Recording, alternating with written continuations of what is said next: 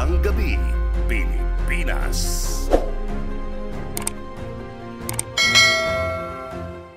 Halos 4 na dekada na ang nakalipas, hindi pa rin may wawaglit sa isipan ng mga taga-Las Navas ang di malilimutang Sagod Massacre noong 1981.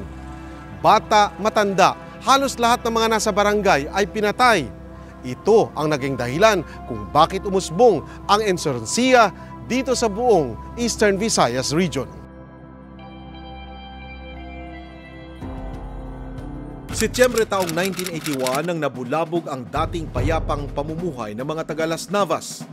Isang private army ng isang logging company ang sumalakay sa barangay Sagod. Habas na pinagpapatay ang mga residente. Based on my research, nangyari yun dito sa lugar sapagkat mayroong logging concession dito sa barangay San Isidro. It's a complex actually, San Isidro, Sagod, nandyan yung logging concession. At accordingly, it's the security of that logging company ang nagkaroon ng pagpatay o kaya yung, in short, massacre sa barangay na yun. Ang armed group ay inambush itong security force ng logging. And unfortunately, tumakas after nung pag-ambush doon sa security elements ng logging company. And accordingly, doon pumunta sa Barangay Sagod. It's a small barangay na kung saan doon pumunta yung armed group. Tapos hindi na lumabas, and accordingly, pinalabas yung mga tao, and then binaril na.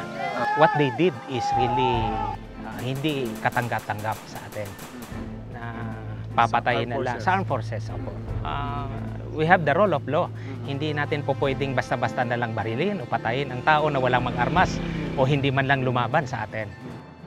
Sinasabing ang Sagod Massacre ang siyang pinag-ugatan ng insurgency sa Las Navas.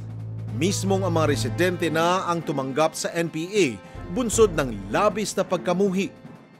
Dahil dito, nagkaroon ng yung mga tao na ng dahilan na bakit galit. Bakit? Galit saan? Galit kanino? At the time kasi government official po yung may-ari. So nagalit po sa pamahalaan. Dito po nag-ugat yung NPA rebellion.